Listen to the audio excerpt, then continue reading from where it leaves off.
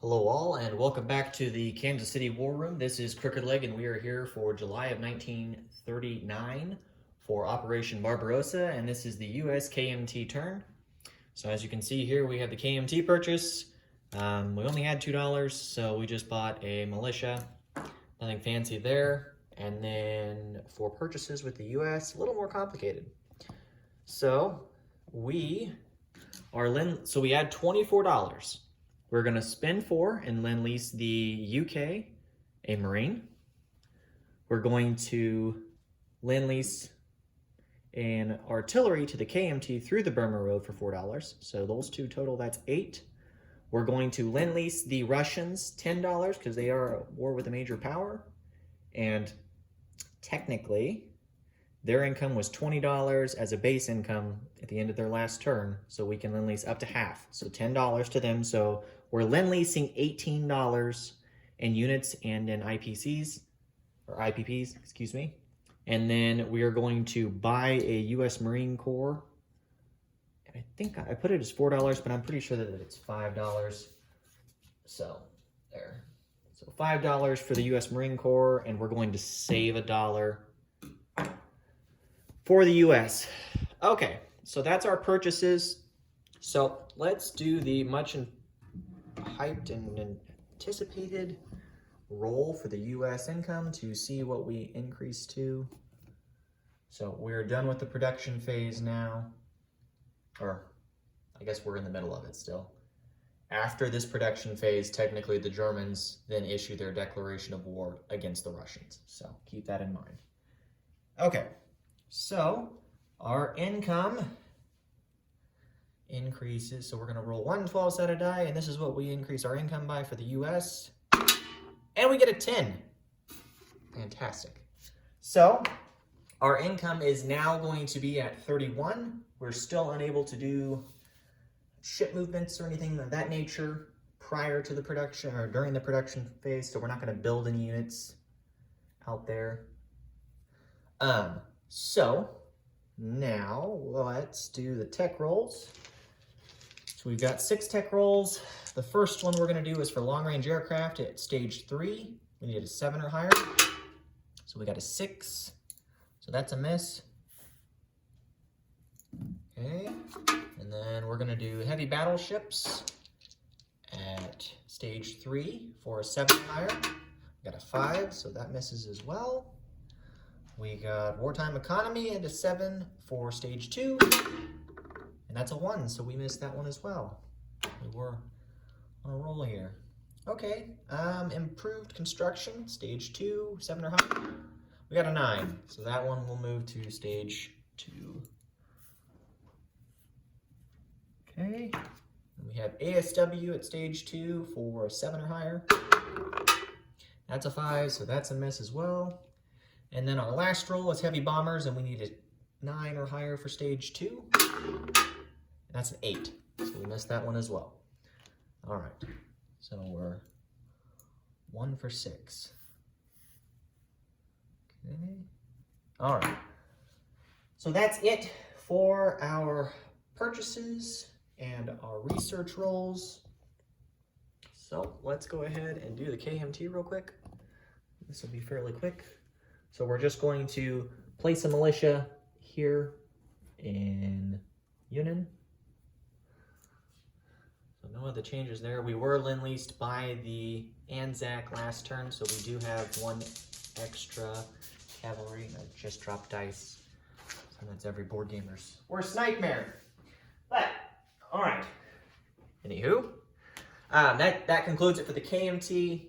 And then for the U.S., now technically, the Russians are at war now with the Germans because the Germans have now officially made their declaration of war. Since we're out of the production phase for the U.S., we're going into the combat and non-combat movement. Obviously, we're not going to do any non-combat, but combat movement, or excuse me, non-combat movement for the U.S. Let me double check because I believe I can now move ships in the Pacific. Yeah, because I'm at $21 is what my income is when I start this turn. I increase by 10, so I go to 31. And then with the German declaration, I go up, I believe, by another 5. Yeah, another 5. So we're at $36 as of this turn now. So we can now move ships, build facilities, and reinforce Pacific Islands. Ships must end their movement bordering U.S. land zones. And I may perform escort duty for Allied convoy lines in the Atlantic Ocean within 3 sea zones of the U.S. home country. Okay, so let's start with the Pacific over here. So we are going to start with one non-combat move, and we're going to move this destroyer and transport from Sea Zone 90, and that's the sea zone off the coast of the Philippines. And I guess there'd be 2 separate ones. So with the destroyer, we're going to go 1, 2, 1, 2, 3, 4. And we'll stop in Wake Island with the destroyer. As you can see, there's the destroyer over there. So again, it went 1, 2, 3, 4 through Sea Zone 91, 93, up to 92, and ending in 66. And then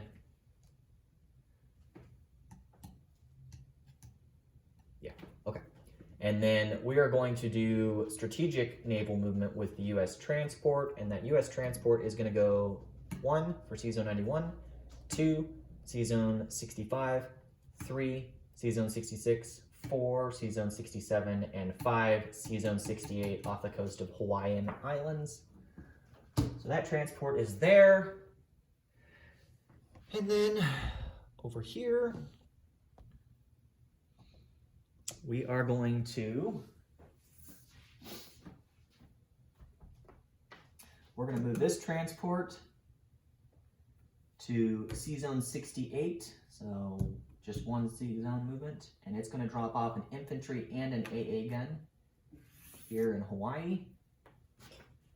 And then this transport is going to move from Sea Zone 29, pick up the AA gun, move into 64, pick up the pick up the infantry. So we now have another AA gun and another transport, and he's going to move here to Hawaii as well. So there are 2 AA guns and 2 infantry on the Hawaiian Islands as of now. Let's see. We're going to move the destroyer in Sea Zone 29. He's going to move to Sea Zone 64 and then to Sea Zone 68 and end his movement there. So just moving 2 spaces. The coastal sub is going to move to Sea Zone 64. Actually, no. We'll move him up to Sea Zone 20. So over here. And then we're going to move the other coastal sub to Sea Zone 63. And actually, he can move 2 sea zones because of the port bonus movement. So he's going to move to Midway at Sea Zone 62. And then we're also going to move this sub that's here in 64. He's going to also move to 62. And then we're going to move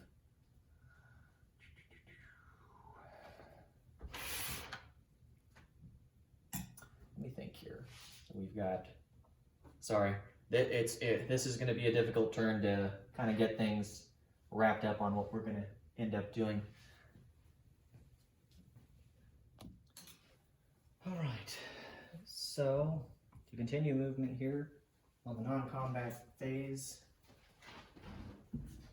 we are going to move these 2 destroyers and these 2 battleships. And they're just going to move 1 sea zone out here to 68 as well. And we'll also move the heavy cruiser out as well.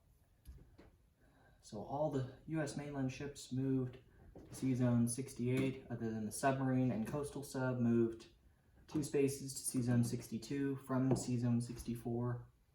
And then the coastal sub that was in Sea Zone 29 moved up 1 to Sea Zone 20.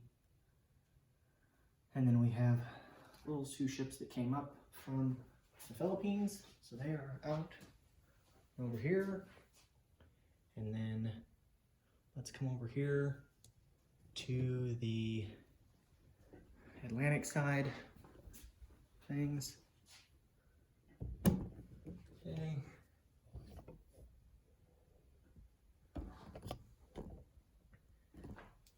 All right, so first off, down here in Sea Zone 75, we have a transport, a destroyer, and a light cruiser. The light cruiser and the destroyer are going to go 1 to Sea Zone 72, 2 to Sea Zone 43, 3 to Sea Zone 30, and 4 to Sea Zone 21. And they are going to be on escort duty. So I'll need to get a token to put under them, but they're on escort duty. So that's taking place. We're going to bring the light cruiser up from Sea Zone 43 and go 1, 2, 3 to Sea Zone 22. And he will also be on escort duty. And then we're gonna have to chip out, or actually not chip out, but we're gonna break up these two destroyers here. I'm gonna get these two destroyers real quick.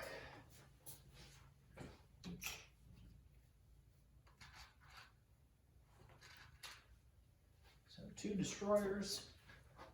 There's 3 there total. So here are the other 2.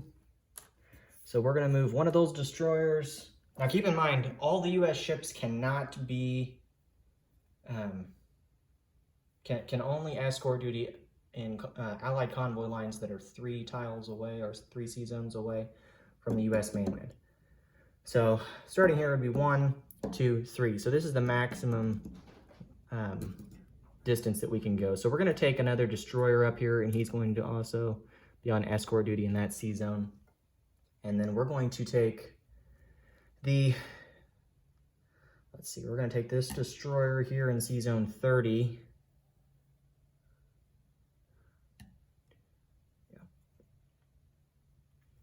We're going to take the Sea Zone here in 30, and he's going to come over here to 32, and that would be 1, 2. So the movement's fine, and it is 1, 2, 3. So the distance is also fine, so it can be on escort duty in this sea zone. We're also going to bring, we're going to take this tactical bomber, and it is going to come off of this carrier and land in, we'll just land him in Washington. And then, so this aircraft carrier is going to move 1, 2, 3, and will be on escort duty, along with 2 heavy cruisers. So we'll do that, and then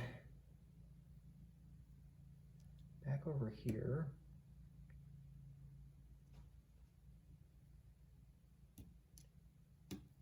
Yeah, okay. And then the last one, there's U.S. land zone is in here. This is the U.S. mainland still, doesn't really matter for this, but anyways, so for convoy raiding or convoy escorting, we're also going to take these 2 battleships, and they have 3 movement plus 1 for the port, so there'll be 4, and they're going to go 1, 2, 3 down here to 104, and this is an Allied convoy line, so they're going to be on that. And then we're also going to bring this destroyer 1, 2, 3, 4. And there's 1, 2, there's only 3 zones away, so it can escort duty there as well. So those are all of our escort duty movements. We're going to bring this coastal sub up to Sea Zone 30, so there are 2 coastal subs in Sea Zone 30. And then we're going to bring the transport from down here in Sea Zone 75, 1, 2, 2, and we'll keep him here in Sea Zone 43. All right.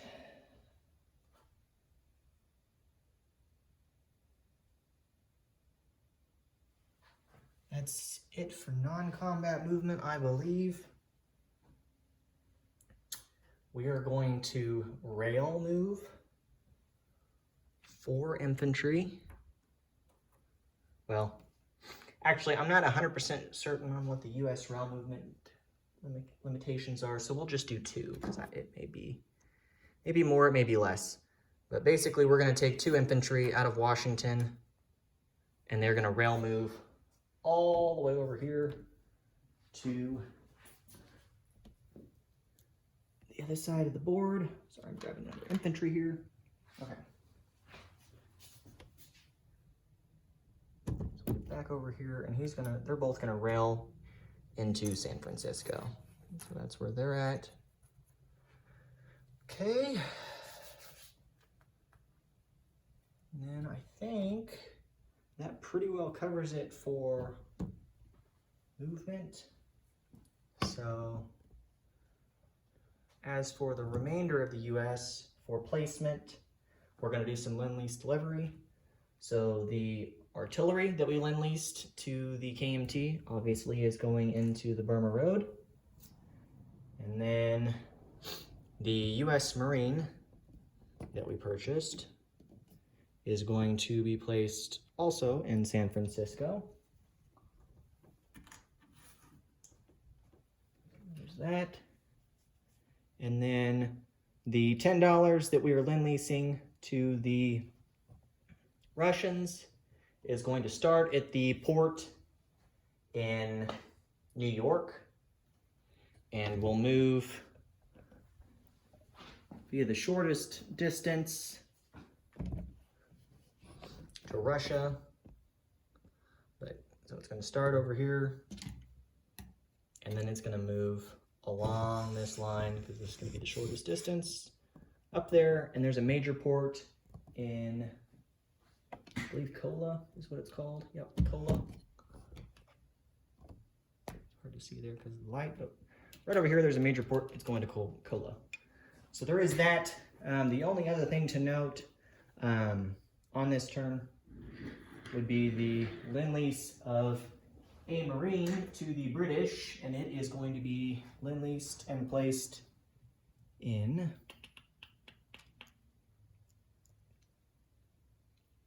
we'll just place it here in the British Midlands. So let me zoom, let me angle down here so you can see that that was placed there. So there's the Marine that was Lend-Leased being placed there in the Midlands. So the Russians received their extra $10. All the Lend-Leasing of units have been placed. Excuse me. The only other thing, there are a few just housekeeping matters that need to be taken care of. So first off, over here in Africa, there was a point made that the British player moved a coastal sub illegally 3 sea zones, when in reality it could only move 1. So it's going to be removed from sea zone 115 and repositioned in sea zone 119. So it would have only moved 1 space from where it originally was.